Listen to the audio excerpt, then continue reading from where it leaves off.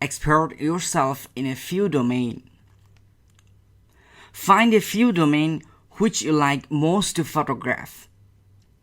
For example, it can be fitness, it can be landscape, it can be a portrait. Find out yourself which kind of photograph you like most. And expert yourself in those few domains with your own style and class.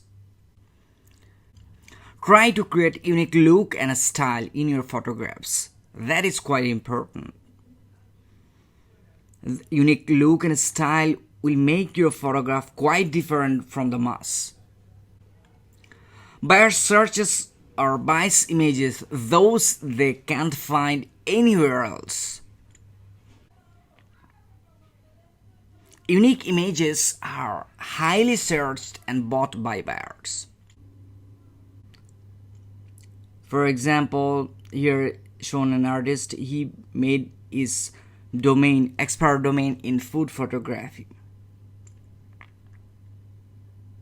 And he made several thousands of sales through food photography. Another artist who grew up their expertise in fitness domain.